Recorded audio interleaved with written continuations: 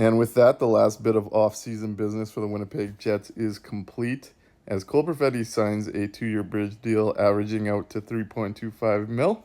The structure means Cole Perfetti's qualifying offer will be $3.5 million after this deal expires. Though it's not something I'm necessarily worried about. I mean, if Cole Perfetti tracks the way I see his game tracking, he's going to be making more than $3.5 million at age 25. And that's what's interesting here. Because if you're Kevin Cheveldayoff, you're probably looking at this contract as a win. If you're a Winnipeg Jets fan that was hoping for a value Cole Perfetti contract on a bridge, you're probably looking at this as a win. I don't see it that way. I think Kevin Cheveldayoff won the grind that it was at this number for a bridge. We had seen a lot of reports.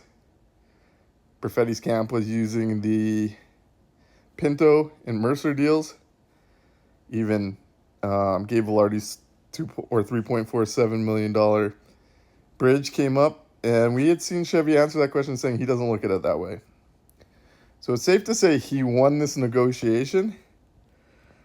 I don't think he won maximizing the asset that is Cole Perfetti and the long-term future of the Winnipeg Jets.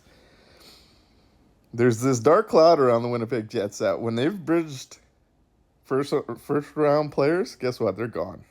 They're gone before the time they hit UFA. Cole Perfetti's already shown he can be a top 6 player in the NHL. He was going to be a 20-goal scorer last year if Rick Bowness didn't run away from playing the kid. This is the type of talent you lock up long-term and thank yourself 2, 3, 4, 5, 6 years down the line. The Winnipeg Jets aren't in a position to win the Stanley Cup this year. They're going to have a ton of cap room still going into the season. I don't love the asset management here. I really don't. We'll see how it plays out, but this is one I think they're going to regret. Now the question turns to, do they move a forward for a D, or how do they find a D as camp comes to an end? Ville Heinola was expected to be a big part of that 6-man unit they were entering the year with.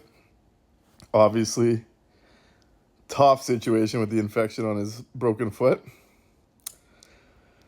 That sucked. That was a blow. This decor was already pretty suspect before that, and it's not like Heinola was a lock to be something special, even though I'm higher on the player.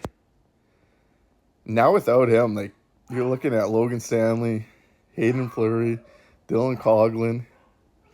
It's not a great group. So what I'm really curious now, as Chibrikov and Lambert continue to make names for themselves in this camp, Perfetti now joining the forward mix. We're already starting to talk about guys like Rasmus Kupari and David Gustafsson potentially being waived. Is there a depth forward for D trade to be made out of Winnipeg? Don't necessarily have to go that route, as they have just over $3 million in cap space if they run a 22-man roster like Scott O'Neill suggested was his preference.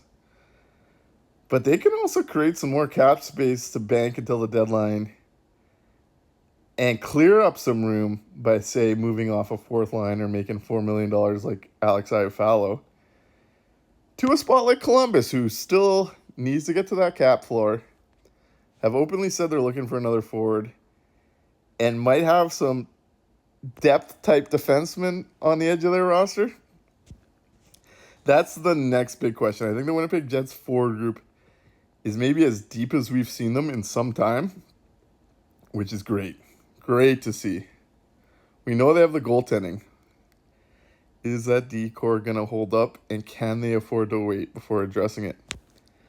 I guess time will tell. Cole Perfetti done. Camp underway. Let's see where this goes.